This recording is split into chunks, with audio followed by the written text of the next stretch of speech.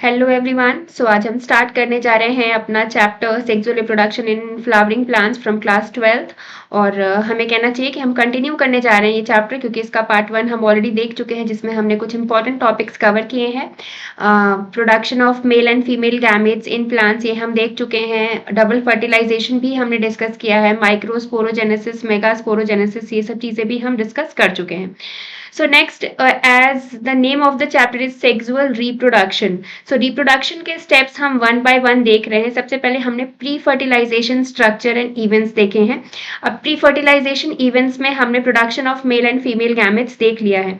Next जो step इसके बाद आती है, which is very important for the process of fertilization, that is pollination. अब पॉलिनेशन देखिए एक्चुअली होता क्या है। मेल एंड फीमेल गैमेट्स आपके प्रोड्यूस हो गए हैं, but both male and female gametes they are non motile. वो खुद ब खुद मूव करके एक दूसरे के पास नहीं जा सकते। उन्हें किसी भी तरह एक दूसरे के पास कुछ हेल्पर्स चाहिए, कुछ एजेंट्स चाहिए, कुछ भी हम एक्सटर्नल फैक्टर्स आप कह सकते हो। अगर वो खुद मूव नहीं कर सकते तो आपको एक्सटर्नल फैक्टर्स की हेल्प से उनको एक दूसरे के पास लाना पड़ेगा, जिसकी वजह से जो फर्टिलाइजेशन प्रोसेस है वो हो पाएगी, वो पॉसिबल हो पाएगी। सो here comes the existence of the process pollination. यहाँ पे हमारा जो पॉलिनेशन है वो अपना रोल दिखाता है। What is pollination actually? It is the mechanism of transfer of pollen grains from the anther to the stigma. जो पॉलन ग्रेन्स आपके बने हैं, जो एंथर में हैं, जो प्रिपेयर हो चुके हैं, मैच्योर हो चुके हैं, उनका ट्रांसफर होना है from the anther to the, और उनको कहाँ जाना है? स्टिग्मा तक जाना है, फीमेल गैमीट तक उनको पहुंचना है for the process of fertilization. So ये जो मूवमेंट होती है आपकी पॉलन ग्रेन्स की एंथर से स्टिग्मा तक की, इस प्रोसेस को हम कहते हैं पॉलिनेशन। अब पॉलिनेशन एक्चुअली जैसा मैंने आपको बताया कि एक्सटर्नल फैक्टर्स इसमें ज़रूरी होते हैं, उनके बिना पॉलिनेशन की प्रोसेस हो नहीं सकती। फ्लावर्स जो है हमारे, उन्होंने खुद ब खुद इतने सारे अरेंजमेंट्स करके रखे हैं अपने स्ट्रक्चर में, इतने सारे उन्होंने एडाप्टेशंस किए हुए हैं, जिससे जो पॉलिनेशन की प्रोसेस है वो इन्हांस होती है। तो अभी धीरे धीरे करके क्या क्या अरेंजमेंट्स हैं, एडाप्टेशंस हैं, हम उनके बारे में भी देखेंगे। एक्चुअली प्लांट्स को बहुत ज़्यादा कमज़ोर समझने की हमें भूल नहीं करनी है। हम खुद ब खुद को सोचते हैं ना कि ह्यूमंस हैं, हम सबसे ज़्यादा एडवांस्ड हैं, सबसे ज़्यादा डेवलप हैं, बट रियलिटी में देखें तो जो प्लांट्स हैं, जो हमें देखने में ऐसा लग रहा है कि खुद ब खुद तो कुछ कर नहीं सकते, एक प्लेस से दूसरी जगह जा नहीं सकते, लेकिन अभी आप जैसे जैसे ये चैप्टर पढ़ोगे ना, वो आपको तब समझ में आएगा पॉलिनेशन के लिए उन्होंने क्या क्या जुगाड़ करके रखे हुए हैं। वन बाय वन हम देखते हैं। अब यहाँ पे सबसे पहले हम डिस्कस कर लेते हैं what are the different kinds of pollination. Pollination कितने तरह का होता है, और ये जो हम अभी इसके टाइप्स पढ़ेंगे, it is based on the source of pollen. ये किस पे बेस्ड है? आपका पॉलन की सोर्स पे बेस्ड है। पॉलन की सोर्स पे बेस होके ये हमें बताएगा कि कितने टाइप्स के पॉलिनेशंस होते हैं। एक हाँ, अब चलिए हम यहाँ पे देखना शुरू करते हैं। फर्स्ट इसका जो टाइप है दैट इज ऑटोगैमी। मैं आपको इसके पहले ये प्रोसेस थोड़ा सा ना इजी बनाने के लिए आपको समझा देती हूँ। सपोज पॉलिनेशन में हम ये बात कर रहे हैं कि जो एंथर है आपका, वो पॉलन ग्रेन्स एंथर से स्टिग्मा पे आपके ट्रांसपोर्ट होने। अब आप सपोज करो एक प्लांट है, उसमें फ्लावर्स लगे हुए हैं, बहुत सारे फ्लावर्स लगे हुए हैं। सपोज एक फ्लावर थोड़ा ऊपर वाली पोजिशन पे, सेकेंड फ्लावर जो है उसका वो थोड़ी सी नीचे पोजिशन पे। तो चांसेस क्या क्या बनते हैं कि अगर आपका जो फ्लावर है उस सेम फ्लावर में आपके दोनों गैमेट्स प्रेजेंट है, मेल गैमेट और फीमेल गैमेट दोनों प्रेजेंट है, तो सबसे पहला चांस तो आपका ये है कि सेम फ्लावर में जो आपका पॉलन ग्रेन है वो एंथर से स्टिग्मा पे आके लैंड हो जाए। किसी भी रीजन से हो सकता है, वो इंसेक्ट्स की वजह से भी हो सकता है, हवा की वजह से भी हो सकता है, कोई भी एक्सटर्नल फैक्टर उसमें अपना रोल कर सकता है, लेकिन ये चांसेस हैं कि जो उसका एंथर है उसमें से पॉलन ग्रेन आपका शेड ऑफ होके उस सेम फ्लावर के स्टिग्मा पे आके लैंड कर जाए। इसको हम कहते हैं सेल्फ पॉलिनेशन। सेल्फ पॉलिनेशन क्यों कह रहे हैं हम? क्योंकि सेम ही फ्लावर में हो रहा है, एक ही प्लांट का एक फ्लावर है और सेम फ्लावर के अंदर ये प्रोसेस हो रही है। अच्छा ठीक है, ये एक पॉसिबिलिटी होगी। सेकंड पॉसिबिलिटी क्या हो सकती है? हो सकता है कि एक ही फ्लावर के अंदर ऐसा ना हो, एक प्लांट है आपका, उसके दूसरा फ्लावर हो सकता है। सपोज ये आपका प्लांट है, थोड़ी सी ड्राइंग को आप एक फ्लावर ये यहाँ हो गया और दूसरा फ्लावर आपका यहाँ हो गया। अब ये फर्स्ट वाले फ्लावर में मैंने आपको बताया कि इस सेम फ्लावर पे, जैसे मान लो अगर आपका स्टिग्मा और एंथर दोनों प्रेजेंट है। तो यहाँ से आपका जो पॉलन ग्रेन है वो यहाँ से आके यहाँ पे शेड ऑफ हो गया। सेम फ्लावर में हमने बात की, तो अगर सेम फ्लावर में है तो सेल्फ पॉलिनेशन। लेकिन आप मुझे ये बताओ कि ये वाला फ्लावर, इसका जो पॉलन है वो इस वाले फ्लावर के स्टिग्मा पे भी तो आ सकता है, ये इस पे भी आ सकता है। तो देखा जाए तो जेनेटिकली ये भी सेल्फ पॉलिनेशन ही हुआ, ठीक है, बट फंक्शनली क्या है, ये क्रॉस पॉलिनेशन है, क्योंकि एक फ्लावर से दूसरे फ्लावर तक आपके पॉलन्स को ट्रेवल करना पड़ रहा है। तो जेनेटिकली ये सेल्फ पॉलिनेशन है, बट फंक्शनली ये क्रॉस पॉलिनेशन है। और दूसरी थर्ड वाली कंडीशन क्या होती है हमारी, उसमें आपका जो प्लांट है वो डिफरेंट प्लांट्स होते हैं। आपका एक फ्लावर एक प्लांट में है और आपका दूसरा फ्लावर किसी और प्लांट में है, और एक प्लांट से आपका जो पॉलन ग्रेन है वो दूसरे प्लांट के फ्लावर के स्टिग्मा पे जाके लैंड हो रहा है। So this process is called as cross pollination, क्योंकि इसमें आप क्लियरली देख रहे हो कि पूरी स्पीशीज प्लांट ही दूसरा है, सब कुछ चेंज हो रहा है, एक प्लांट से उठ के दूसरे प्लांट पे वो जा रहा है। सो इस वाले प्रोसेस को हम क्या कहते हैं, cross pollination.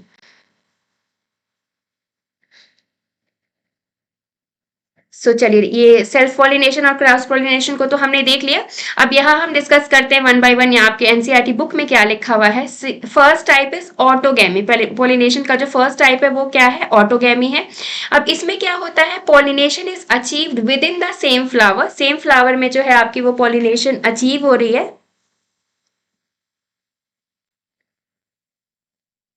Within the same flower, transfer of pollen grains from the anther to the stigma of the same flower. In a normal flower which opens and exposes the anthers and the stigma, complete autogamy is rather rare.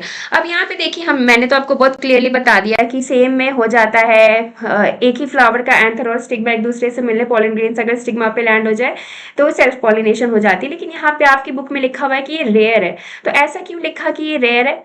अब सी, अगर आप transfer of pollen grains के बारे में बात कर रहे हो, इसका मतलब है कि आप तब उस सिचुएशन के बारे में बात कर रहे हो जहां आपके एंथर्स जो है वो मैच्योर हो चुके हैं। अब एंथर आपके रेडी है कि वो पॉलन ग्रेन्स को शेड ऑफ कर लें, और आपका स्टिग्मा भी बिल्कुल तैयार है, मैच्योर है कि वो पॉलन्स को अपनी तरफ अट्रैक्ट कर सके, अपने ऊपर लैंड करवा सके। दैट मीन्स दोनों जो है अब उस प्रोसेस ऑफ फर्टिलाइजेशन के लिए रेडी हैं।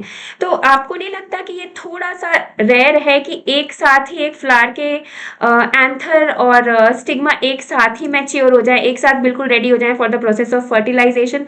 हो सकता है कि एक में मैच्योरिटी थोड़ी पहले आए, आपका एंथर थोड़ा पहले मैच्योर हो जाए और स्टिग्मा जो है वो थोड़े बाद में मैच्योर हो, या आपका एंथर बाद में मैच्योर हो और स्टिग्मा पहले मैच्योर हो जाए। सो इस केस में ये थोड़ा मुश्किल हो जाता है कि आपका पॉलन ग्रेन जो है वो जैसे ही शेड ऑफ हुआ एंथर से और स्टिग्मा पे गया, तो स्टिग्मा बिल्कुल रेडी थी उसको एक्सेप्ट करने के लिए। ये सिचुएशन थोड़ी सी रेयर हो जाती है। हालांकि अगर ये हो तो हम इसको सेल्फ पॉलिनेशन बोलेंगे और ये परफेक्ट कंडीशन में होगा, लेकिन पॉसिबिलिटी थोड़ी सी रेयर हो जाती है।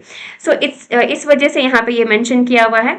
और आपको यहाँ पे आगे इसने बताया भी हुआ है कि the anthers and the stigma should lie close to each other. ये भी बहुत पॉसिबल ऑब्वियस सी बात है कि अगर आप एक ही फ्लावर में बात कर रहे हो सेल्फ पॉलिनेशन की, तो जब तक एंथर और स्टिग्मा एक दूसरे के पास आसपास नहीं होंगे तब तक पॉलिनेशन हो कैसे पाएगी? And so that self pollination can occur, some plants such as viola, जिसको हम कॉमन पेंसी भी बोलते हैं, oxalis and commelina produce two types of flower. अब यहाँ देखिए, कुछ प्लांट्स ऐसे होते हैं जिसमें दो डिफरेंट टाइप्स के फ्लावर्स प्रोड्यूस होते हैं। ये दो डिफरेंट टाइप्स के फ्लावर्स आपके कौन कौन से हैं? One is chasmogamous and another one is cleistogamous. अब ये जो सेल्फ पॉलिनेशन की प्रोसेस है थोड़ी रेयर दिख रही है, थोड़ा मुश्किल से होता हुआ दिख रहा है। तो अब देखिए, प्लांट्स ने यहाँ पर क्या किया, कुछ जुगाड़ लगाया, कुछ अरेंजमेंट की, क्या कि वो हमारे बस की बात नहीं थी, वो केवल प्लांट्स ही कर सकते थे। यहाँ वो दिखा रहा है कि वो कितने ज्यादा एडवांस है, कितने ज्यादा स्मार्ट है। तो कुछ प्लांट्स ने क्या किया, ये एग्जाम्पल्स आपको लर्न करने पड़ेंगे। ये वायला, जिसको हम कॉमन पेंसी बोलते हैं, ऑक्सालिस एंड कॉमेलिना, ये कुछ ऐसे प्लांट्स हैं जिन्होंने टू टाइप्स के फ्लावर्स प्रोड्यूस करना शुरू कर दिए।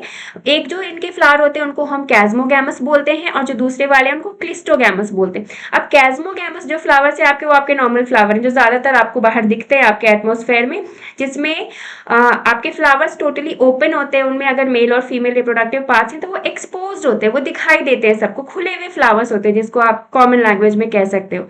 लेकिन जो आपके क्लिस्टोगैमस फ्लावर्स हैं ये थोड़े से इन्होंने थोड़ा सा एडेप्टेशन दिखाया। क्या एडेप्टेशन दिखाया इन्होंने कि ये ओपन नहीं होते, दीज आर क्लोज्ड फ्लावर्स, इनके अंदर भी mail and female reproductive parts present होते हैं, लेकिन ये फ्लावर्स जो है वो एक्सपोज्ड नहीं होते, इनके रिप्रोडक्टिव पार्ट्स एक्सपोज्ड नहीं होते, ओपन नहीं होते, दीज आर क्लोज्ड फ्लावर्स, ये फ्लावर्स हमेशा बंद ही रहते हैं। अब सोचिए इसकी क्या जरूरत है, अगर फ्लावर बंद हो तो प्लांट्स का इससे फायदा है या नुकसान है, ये सोचने की बात है। तो अगर आपके फ्लावर्स हमेशा के लिए क्लोज हैं तो जैसे जैसे आपके फ्लावर के अंदर जो रिप्रोडक्टिव पार्ट्स हैं उनके अंदर मैच्योरिटी आ रही है, सपोज आपका एंथर और स्टिग्मा दोनों मैच्योर हो चुके हैं, तो अगर फ्लावर पूरी तरह क्लोज है तो इसको एक्सटर्नल एजेंट से कुछ लेना देना ही नहीं है, इनको पॉलिनेटर्स की जरूरत ही नहीं है, कोई वैसा फैक्टर इनको नहीं चाहिए जो इनको बाहर से आके हेल्प करे, खुद ब खुद सारी चीजें ये अपने फ्लावर के अंदर ही कर लेते हैं, बाहर से इनको किसी कंटेमिनेशन का भी डर नहीं है। और एक ऑब्वियस सी बात क्या है कि इनका एंथर है, उसने पॉलन ग्रेन्स को जैसे मैच्योर करके शेड ऑफ किया, पॉलन ग्रेन्स जैसे आपके एंथर से शेड ऑफ हुए गिरे तो वो स्टिग्मा पे जाके ही लैंड करेंगे। आप सोचो उसके पास एरिया ही कितना है, बाकी अगर आप ओपन फ्लावर्स के बारे में बात करो तो हो सकता है कि वो किसी एक्सटर्नल फैक्टर से आपके बटरफ्लाईज होते हैं, फ्लाइज होते हैं, इंसेक्ट्स होते हैं, उनके थ्रू वो एक स्पेस से दूसरे स्पेस तक जा सकते हैं, लेकिन अगर फ्लावर पूरी तरह आपका क्लोज है तो उसमें आपके जो पॉलन ग्रेन्स है वो ऑब्वियस सी बात है कि उसी फ्लावर में गिरेंगे, वो उसके अंदर ही गिरेंगे। और अगर स्टिग्मा भी वहां पे ही प्रेजेंट है आपका तो आज नहीं तो कल किसी न किसी टाइम पे पॉलिनेशन जो है वो होनी ही होनी है, ये ऑब्वियस सी बात है। सो यहाँ देखिए लास्ट में एक ये क्वेश्चन है कि do you think that cleistogamy is advantageous और डिसएडवांटेजेस, आप बताइए प्लांट के लिए क्या है, ये एडवांटेज की बात है और या डिसएडवांटेज की बात है। सो इसमें हम दोनों तरीके से सोच सकते हैं। एडवांटेज इस वजह से है कि जो आपके एक्सपोज्ड फ्लावर्स हैं उसमें चलो बाकी सब चीज़ें तो हैं, आपके एक्सटर्नल फैक्टर्स काम कर रहे हैं, एक स्पेस से दूसरे स्पेस तक उसको ले जा सकते हैं, लेकिन 100% चांसेस नहीं है कि पॉलिनेशन होगा ही होगा।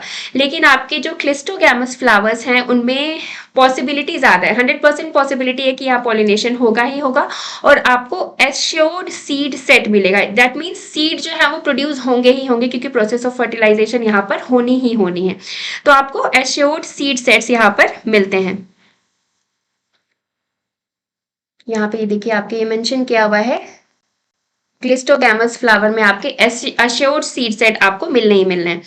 सो ये this was the first type of pollination. Second है हमारा जिटोनोगैमी। जिटोनोगैमी में देखिए क्या होता है, transfer of pollen grains from the anther to the stigma of another flower of the same plant. ये मैंने भी सिचुएशन आपको बताई थी, प्लांट हमारा सेम ही है लेकिन फ्लावर अलग हो जाता है, एक फ्लावर से दूसरे फ्लावर पे आपका जो है वो पॉलन ग्रेन्स लैंड होंगे। सो उस सिचुएशन में हम इसको बोलेंगे geitonogamy. Although geitonogamy is functionally cross pollination involving a pollinating agent.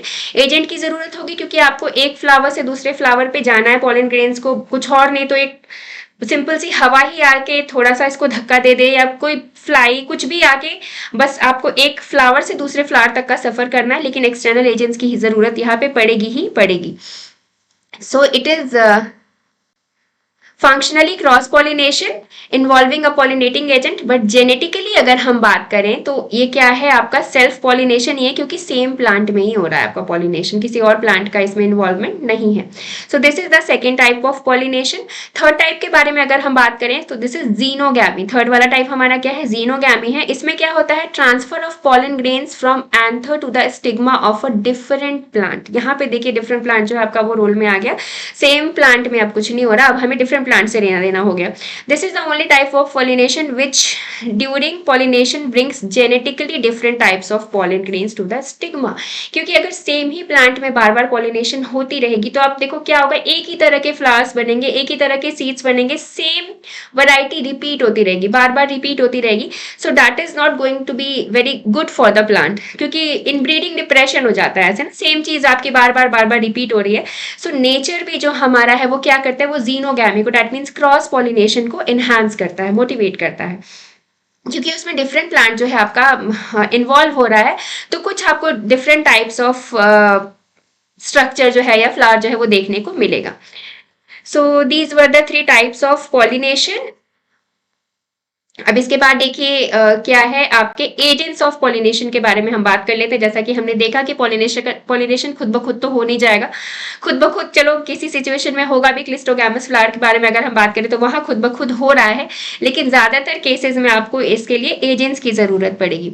अब ये एजेंट्स क्या होते हैं? एजेंट्स जो है आपके वो बायोटिक भी हो सकते हैं, एबायोटिक भी हो सकते हैं।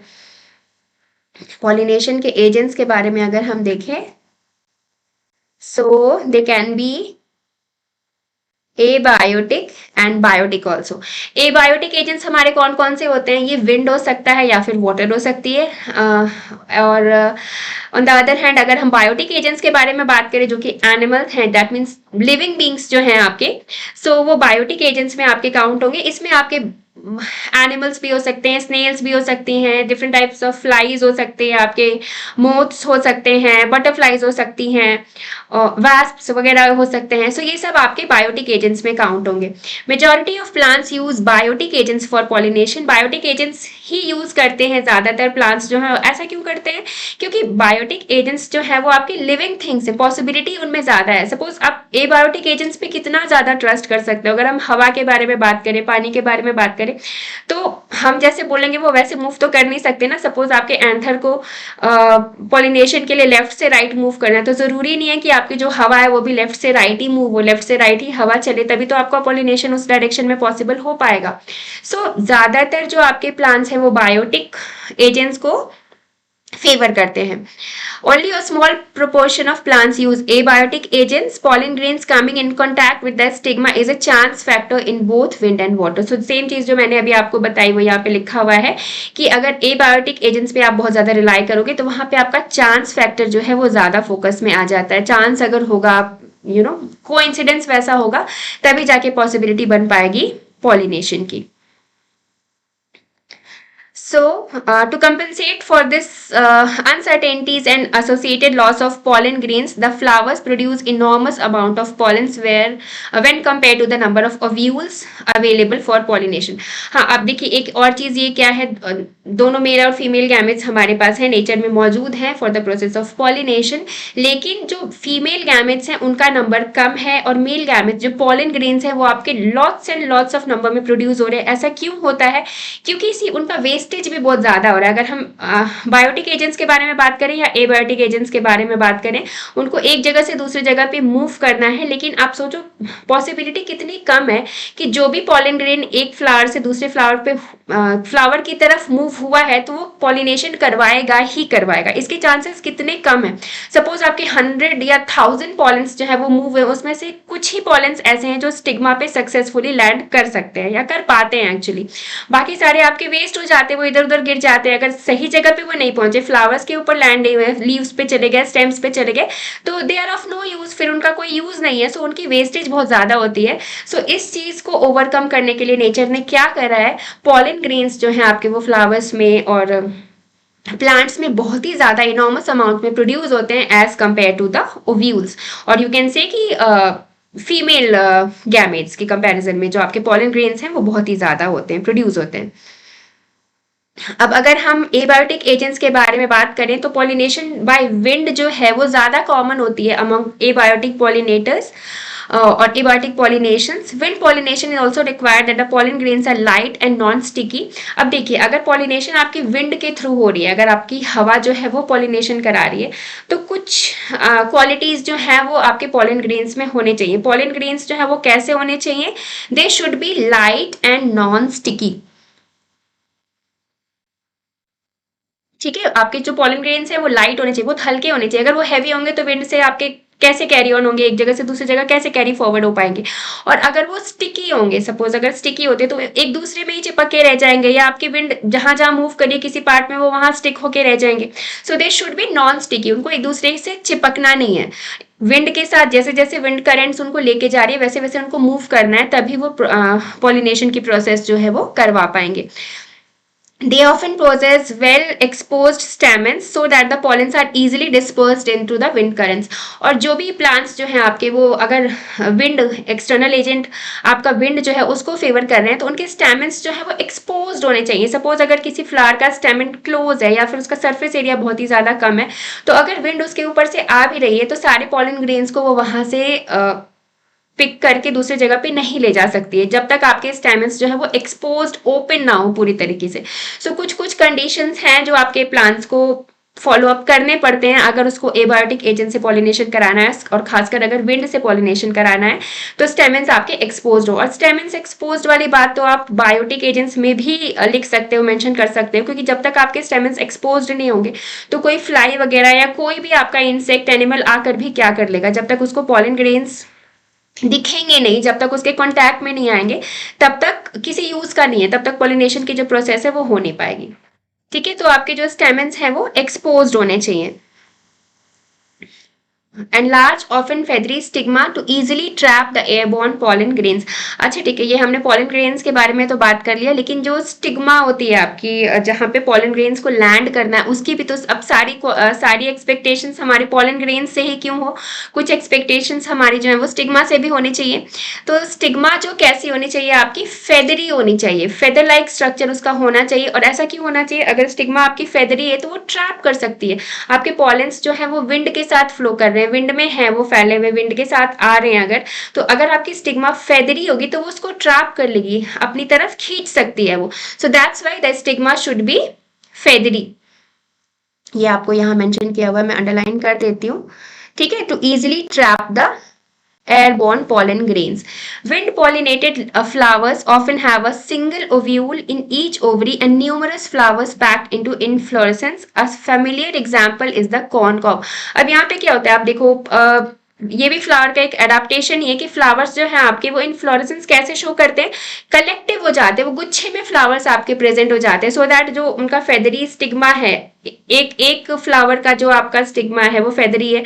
अगर अलग अलग फ्लावर्स प्रेजेंट है आपके तो थोड़े चांसेस कम हो जाएंगे कि सारे फेदर्स मिलके आपके पॉलन ग्रेन्स को ट्रैप कर सके, लेकिन सारे फ्लावर्स अगर किसी प्लांट में एक जगह प्रेजेंट हो जाएंगे तो आपको एक जगह ही पूरा उन फेदर्स का कलेक्शन दिखेगा और चांसेस थोड़े से बढ़ जाएंगे कि अगर उस हवा में आपके जो आसपास हवा चल रही है उसमें पॉलन ग्रेन्स हैं तो जो आपके फेदर्स हैं वो ट्रैप कर पाए पॉलन्स को.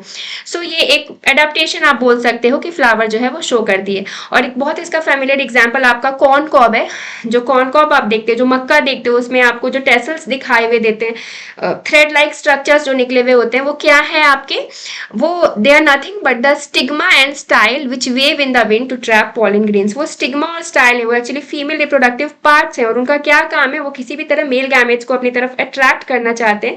सो दैट्स वाई वो विंड में आपके ऐसे हिलते रहते हैं कि अगर आसपास कोई पॉलन है तो वो उसको इजिली ट्रैप कर सके. Wind pollination is quite common in grasses. अब विंड पॉलिनेशन जो है वो ज्यादातर आपके किस में देखने को मिलता है, ग्रासेस में हमें कॉमनली देखने को मिलता है. और pollination in water is quite rare in flowering plants and is limited to about 30 genera. अब देखो जैसे हमने कंपेयर किया था एबायोटिक एजेंट्स में, तो हमने यहाँ पे देखा था ऊपर एक लाइन लिखी थी कि pollination by air is more common. जो वाटर है वो थोड़ा सा रेयर होता है और केवल आपके 30 जेनेरा में ही देखने को मिलता है. Mostly they are monocots, specially monocots जो है वही आपके पॉलिनेशन बाय वाटर शो करते हैं. As amongst against this you would recall that water is regular mode of transport for the male gametes among the lower plant groups such as algae, bryophytes and pteridophytes. It is believed particularly for some bryophytes and pteridophytes that their distribution is limited because of the need for water for the transport of male gametes and fertilization. See, अब देखिए ये भी मान के आपको नहीं चलना है कि जो आपके फ्लावर्स वैसे फ्लावर्स हैं जो वाटर में है. सपोज आपके जो अगर लोअर एनिमल्स के बारे में हम बात करें, एल्गी हैं आपके, ब्रायोफाइट्स, टेरिडोफाइट्स, तो अगर आप ये मान के चलोगे कि इनका ग्रोथ पानी में हो रहा है तो इनमें अगर सपोज पॉलिनेशन होनी है तो वो आपकी वाटर के थ्रू ही होगी. So this would be wrong. ये रॉन्ग हो सकता है क्योंकि कभी कभी क्या होता है जो आपके जो चीजें डेवलप हो रही हैं आपके पानी में ग्रो कर रही हैं वो भी अपने रिप्रोडक्टिव पार्ट्स को पानी के ऊपर तक पहुंचा देती हैं, जिससे आपका पॉलिनेशन जरूरी नहीं है कि वाटर के थ्रू ही हो. Because of the need for water for the transport of male gametes and fertilization. लेकिन कुछ फ्लावर्स आपके ऐसे होते हैं जिनको वाटर की ही जरूरत होती है, और जो मेल गैमेट्स हैं वो अपने पॉलेंस को वाटर में ही रिलीज करते हैं, और आपका फीमेल गैमेट भी वाटर सरफेस पे ही प्रेजेंट है, so that the process of pollination will be enhanced। अब देखिए यहाँ एग्जाम्पल्स क्या है, some examples of water pollinated plants are vallisneria and hydrilla. Examples are always important. Examples आपके जो भी हैं वो आपको याद होने चाहिए, किस चीज का पर्टिकुलर एग्जाम्पल क्या है ये आपके टिप पे होना चाहिए, फिंगर टिप पे होना चाहिए। तो वेलिस्नेरिया एंड हाइड्रिला में क्या होता है, which grow in fresh water and several marine sea grasses such as Zostera. Not all aquatic plants use water for pollination. ये मैंने आपको पहले ही बताया कि जरूरी नहीं है कि अगर वो एक्वेटिक प्लांट है तो वो वाटर को ही यूज करेगा।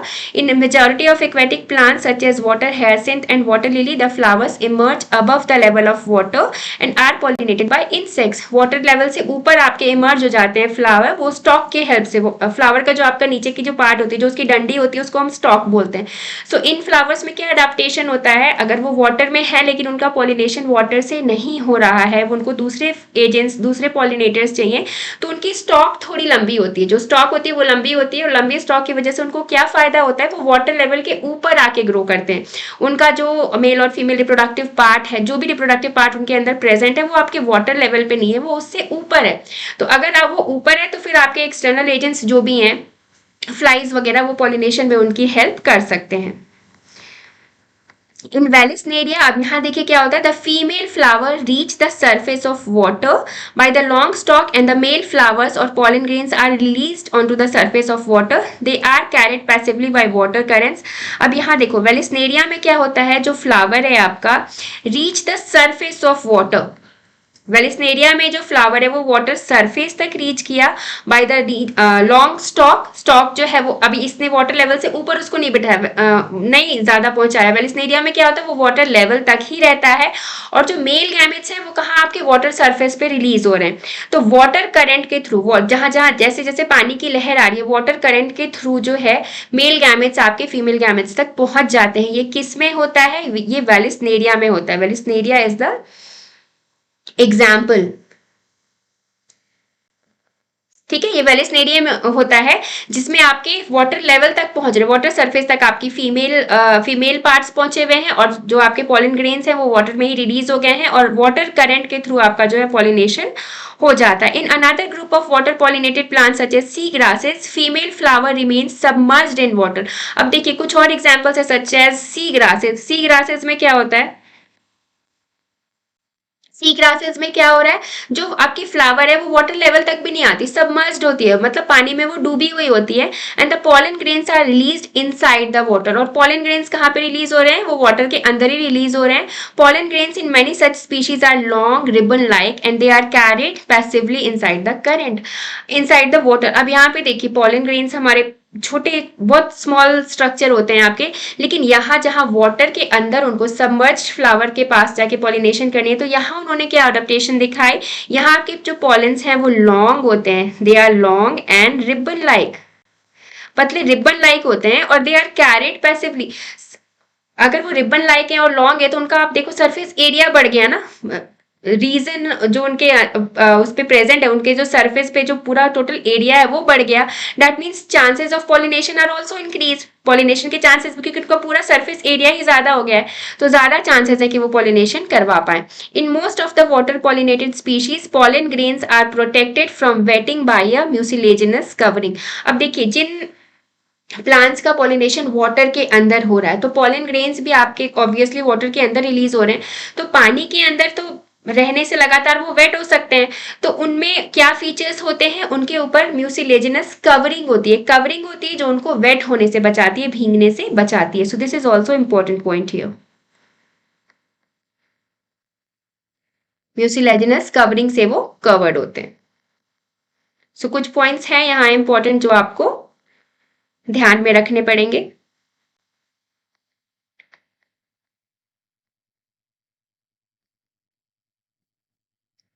अब नेक्स्ट इसके बाद हम देख लेते हैं क्या डिस्कस किया हुआ है।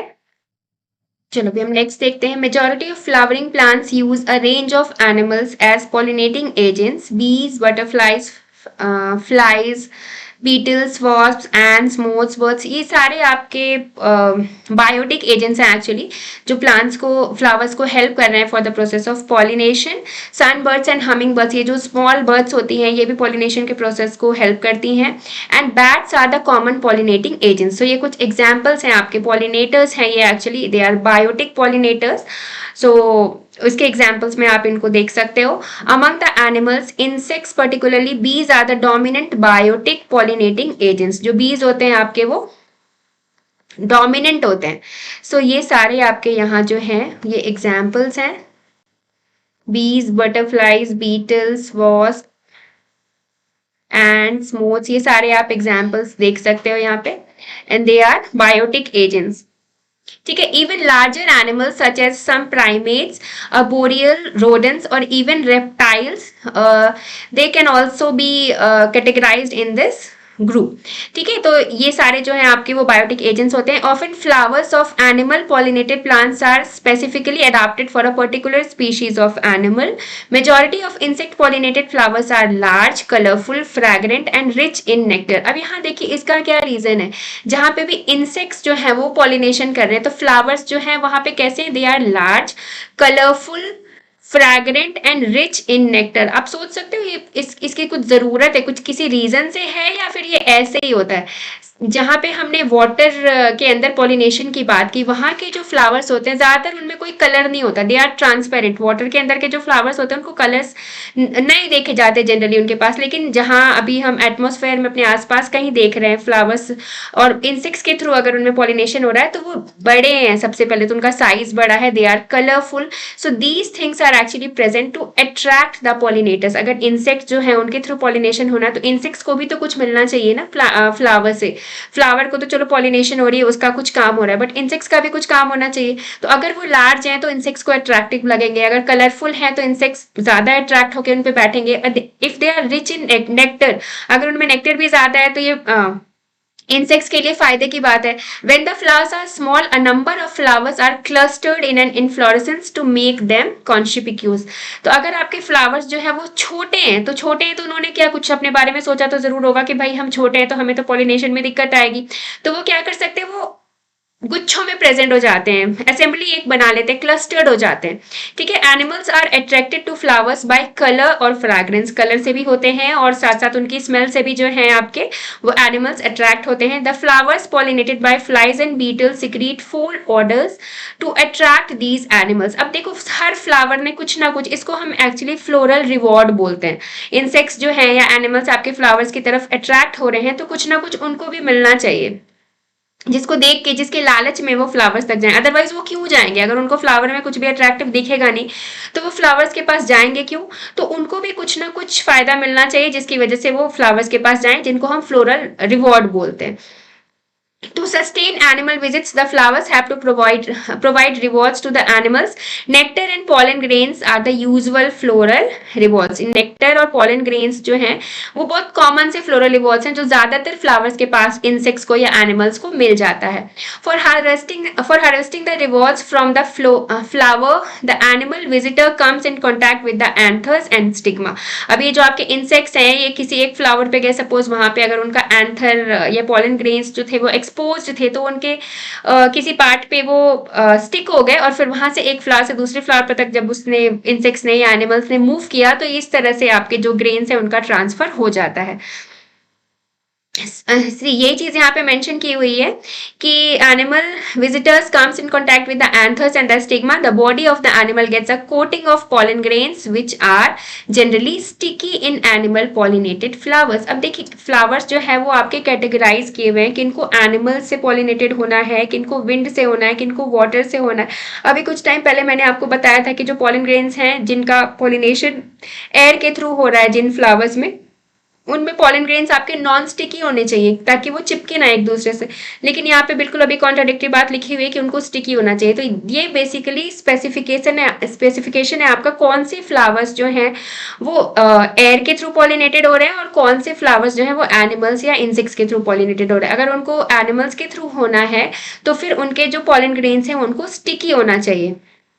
अगर वो स्टिकी नहीं होंगे तो जो भी फ्लाइज या फिर बटरफ्लाइज जो भी उनके ऊपर बैठ रहे हैं फिर वो उनके पे स्टिकी नहीं होंगे, फिर वो एक पोजीशन से दूसरी पोजीशन तक जा ही नहीं पाएंगे। When the animal is carrying the pollen on its body comes in contact with the stigma it brings about pollination. तो क्या होता है कि अब एक फ्लावर पे बैठ के कोई भी आपका एनिमल या इंसेक्ट दूसरे फ्लावर तक जब गया तो पॉलन ग्रेन्स जैसे कि स्टिकी थे वो उसके बॉडी पार्ट्स पे कहीं भी स्टिक हो जाएंगे, और सेम इंसेक्ट अगर दूसरे फ्लावर पे जाके बैठा तो उसके स्टिग्मा पे वो जाके अटैच हो जाएंगे और पॉलिनेशन की प्रोसेस हो जाएगी। In some species floral rewards are in providing safe places to lay eggs. अब देखिए कुछ स्पीशीज में क्या होता है, फ्लोरल रिवॉर्ड्स जैसा हमने देखा किसी में स्मेल होती है, किसी में कुछ होता है, और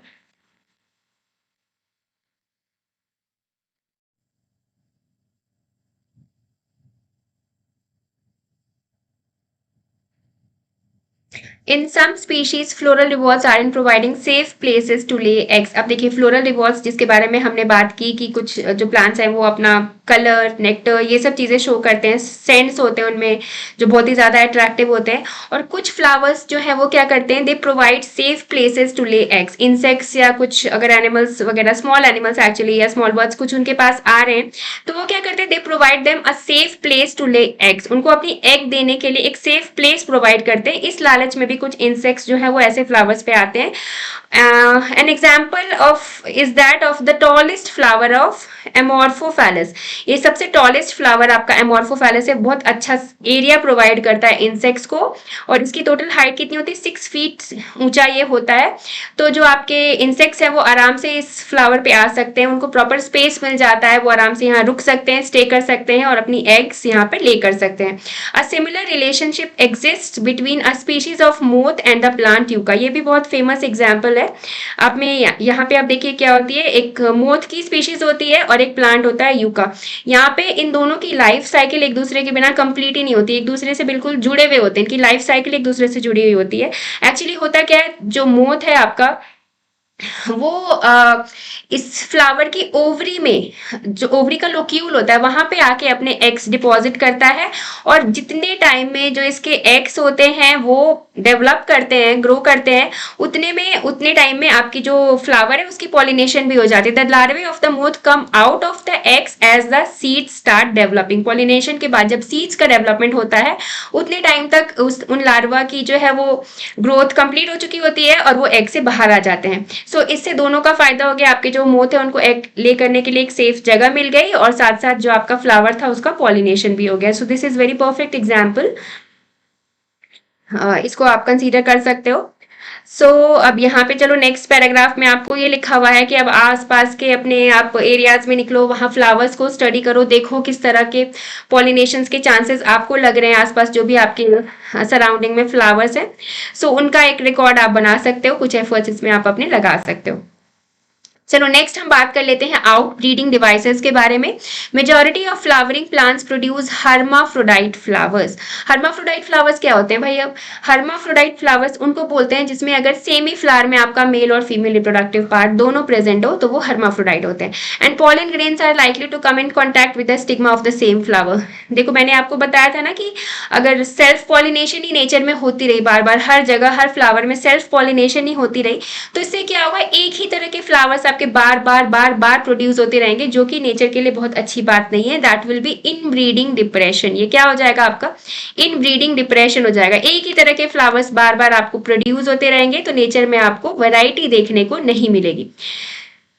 Flowering plants are developed many devices to discourage self pollination and to encourage cross pollination। लेकिन वही देखो ना, जब हम प्लांट्स के बारे में पढ़ रहे हैं तो आपको कुछ करने की जरूरत ही नहीं है। हर 2-3 लाइन के बाद ये आ रहा है कि प्लांट ने खुद ही अपने लिए ये करके रखा हुआ है, इस चीज को सपोर्ट करने के लिए प्लांट्स ने ये करके रखा हुआ है, इस चीज को रोकने के लिए प्लांट्स ने ये करके रखा हुआ है।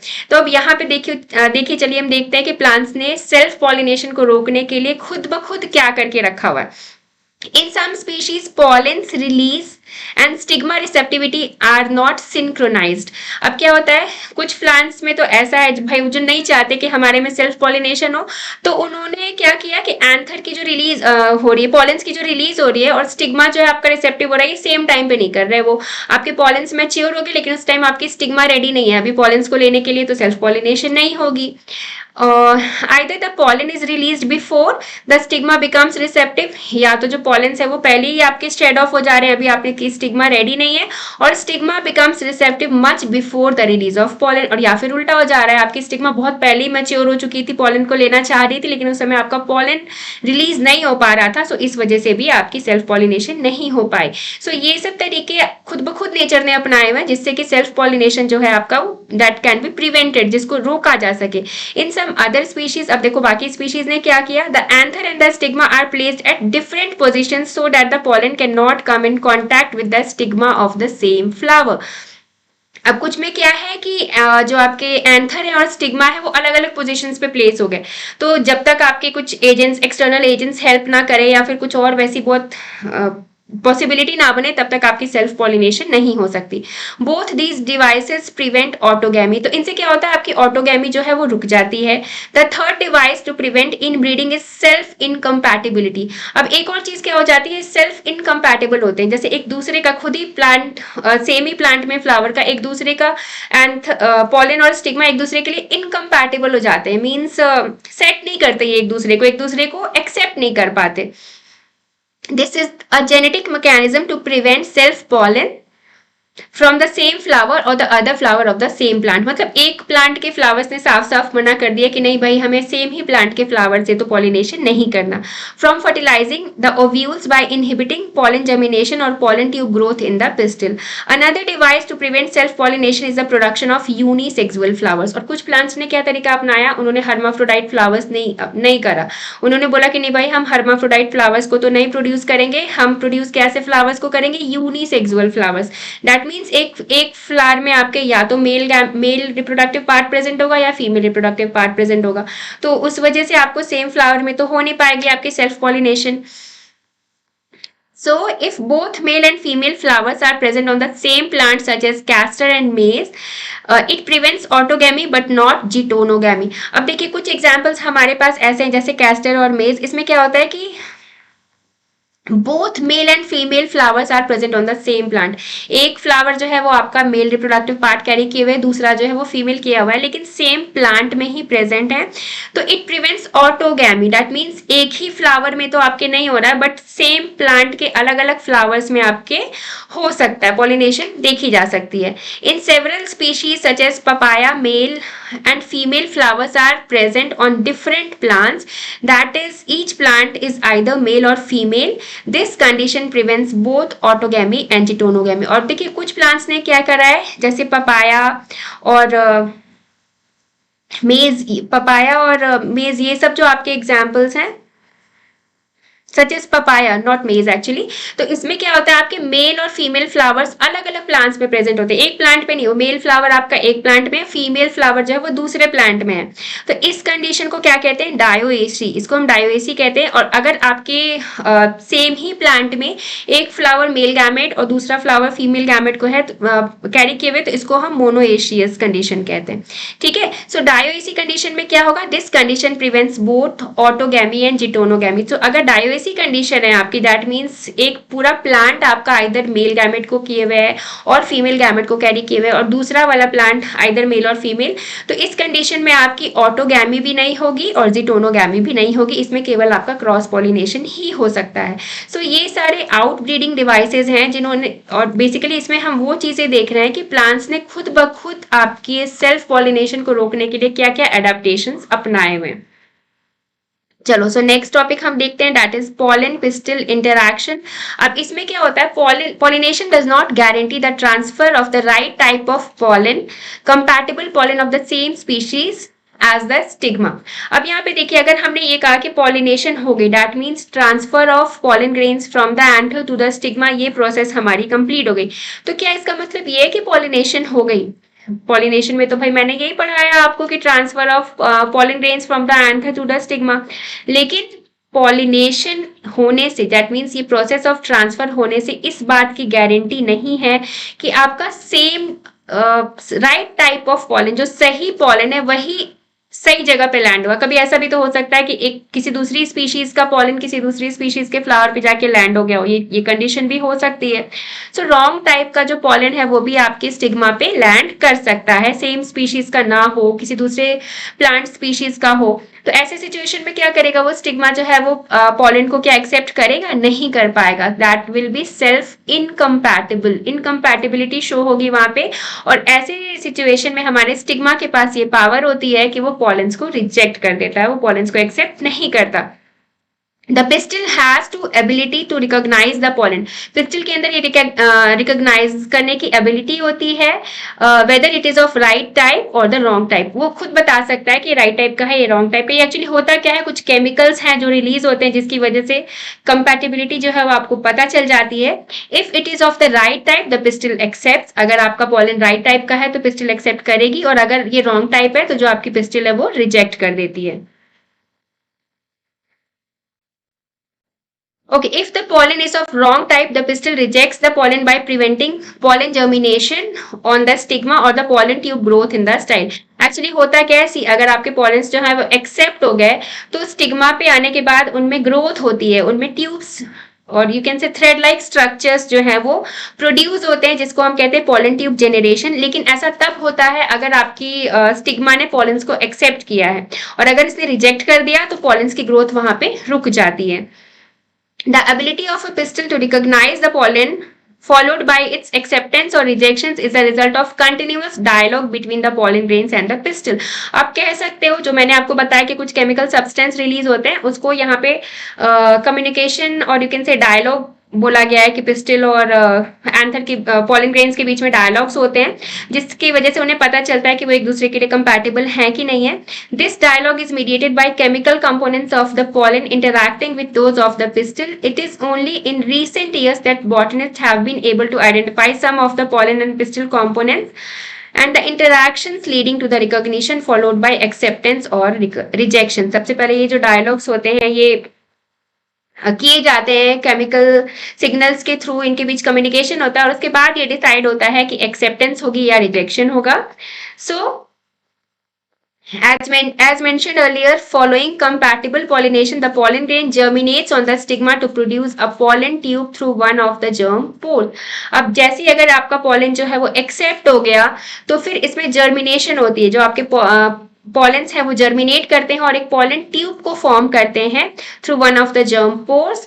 और जो भी आप यहाँ पे देखो, मैंने आपको बताया पॉलन और पिस्टल के बीच में इंटरैक्शन हो रही है और कम्युनिकेशन हो रहा है एक्चुअली कि आपको एक्सेप्ट करना है या रिजेक्ट करना है। सो दीज इवेंट्स, ये जो केमिकल सब्सटेंसेस का रिलीज होता है और एक्सेप्टेंस और रिजेक्शंस होती है, इनको हम पॉलन पिस्टल इंटरैक्शन कहते हैं। ये आपस में एक दूसरे से इंटरैक्ट कर रहे हैं, ये डिसाइड कर रहे हैं कि एक दूसरे के लिए कंपैटिबल है या नहीं है।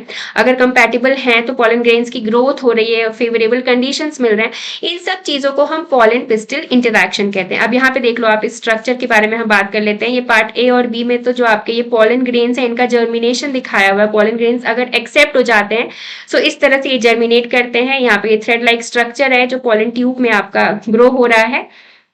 अब इस वाले फ्लावर में पार्ट सी में आप देखो, यहाँ पे आपके बहुत सारे पॉलेंस लैंड हुए हैं, लेकिन इसमें से केवल एक पॉलन जो है इसको एक्सेप्ट किया हुआ है, जो आपका पॉलन ट्यूब बना रहा है। बाकी सारे जो पॉलेंस हैं वो आपके यहाँ से रिजेक्ट हो जा रहे हैं, सारे पॉलेंस को एक्सेप्ट नहीं किया गया।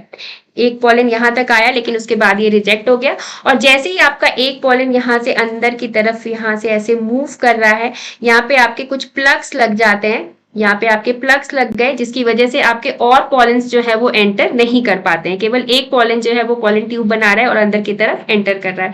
अब ये जो पॉलन ट्यूब आपकी ग्रो हुई है, यहाँ इधर माइक्रोपाइलर एंड से अंदर की तरफ जाएगी। पॉलन ग्रेन्स में आपके गैमेट्स भी हैं, और जैसा कि हमने पढ़ा था डबल फर्टिलाइजेशन में कि जो गैमेट्स हैं आपके वो एंट्री करते हैं, पॉलन ट्यूब्स के थ्रू आगे मूव करते हैं।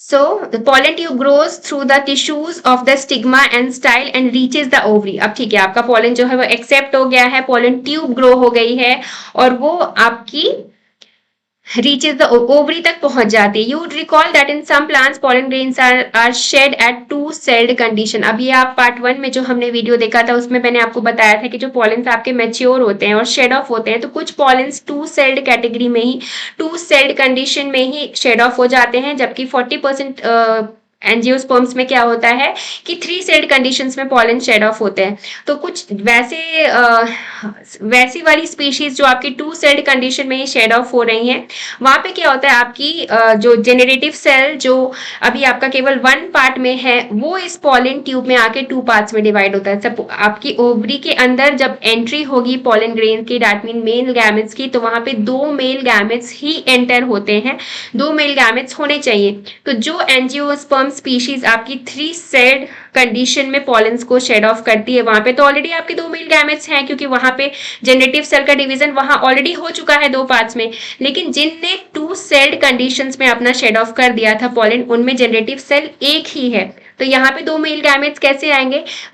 यहाँ जहां पॉलन ट्यूब की ग्रोथ हो रही है, this is the place where यहाँ 2 सेल्ड कंडीशंस वाले जो आपके मेल गैमेट्स हैं वो एक डिवीजन शो करेंगे, उनके अंदर डिवीजन होगा और वहां पे 2 मेल गैमेट्स प्रोड्यूस हो जाएंगे। आई होप ये बात आपको क्लियरली समझ में आ रही होगी। जिनमें भी पॉलेंस 3 सेल्ड कंडीशन में शेड ऑफ हुए थे, वहां जेनेटिव सेल ऑलरेडी 2 प्रेजेंट थे, और जहां 2 सेल्ड कंडीशन में शेडिंग ऑफ हुई थी वहां जेनेटिव सेल केवल एक था। तो जहां जेनेटिव सेल केवल एक था, वैसे वाले स्पीशीज अब यहाँ पे आके एक डिवीजन शो करेंगे, जिनमें उनमें 2 जेनरेटिव सेल जो है वो आपकी प्रोड्यूस हो जाएगी। In plants which shed pollen in the 3-celled condition, pollen tubes carry the 2 male gametes from the beginning। जिनमें 3-celled condition में हुई है pollen की shed off, उनमें शुरू से ही आपके 2 male gametes present है, so उनमें यहाँ पे आपके pollen tube में कोई division नहीं होगी। After reaching the ovary, enters the ovule through the micropyle। ovary तक पहुंचने के बाद अब क्या करना, ovule में एंट्री करनी है। ovule में कैसे एंट्री करेंगे? Through the pore which was present and it was called micropyle। micropyle के थ्रू ओवरी के अंदर, ओव्यूल के अंदर आपके पॉलन ग्रेन्स की और पॉलेंस की एंट्री होगी, and then enters one of the synergids through the filiform apparatus।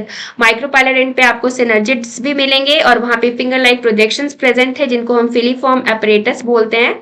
सो ये आपके पॉलेंस को गाइड करेंगे where the egg cell is present, जहां पे आपकी एग सेल प्रेजेंट है, और वो वहां पे जाके फिर आपका fertilization की प्रोसेस होगी। All these events from the pollen deposition on the stigma until pollen tubes enter the ovule are together referred to as pollen pistil interaction। अब यहाँ पे देखिए, जैसे मैंने आपको पहले भी बताया, all these events from pollen deposition on the stigma, pollens आपके जैसे स्टिग्मा पे डिपॉजिट हुए until pollen tubes, उसके बाद आपके pollen tubes बने, वो pollen tubes जो है वो ग्रो किए, ओवरी तक आए, और उसके बाद माइक्रोपाइल के थ्रू ओव्यूल में एंटर हुए। ये सारे स्टेप्स को हम मिला के कहते हैं pollen pistil interaction। ये भी काफी इंपॉर्टेंट क्वेश्चन है और काफी टाइम पूछा जाता है।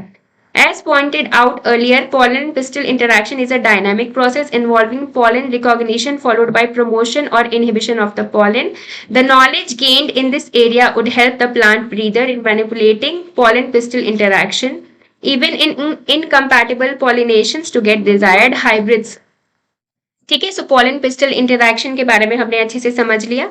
अब यहाँ पे अब नेक्स्ट हम देखते हैं क्या है ये, नेक्स्ट वी कम अक्रॉस, चलो, as you shall learn in the chapter on plant breeding chapter 9, a breeder is interested in crossing different species. हाँ, अब ये भी देखो आप, पॉलन पिस्टल इंटरैक्शन के बारे में तो हमने देख लिया, ये नेचर में हो रहा है, इसको कोई करवा नहीं रहा, बट क्या ये चीजें आर्टिफिशियल भी हो सकती हैं? क्या हम खुद अपने इच्छा से अपना जो डिजायर्ड हमारा पॉलन है वो अपने डिजायर्ड स्टिग्मा पे लैंड करवा सकते हैं? क्या ऐसी भी कोई पॉसिबिलिटी हो सकती है?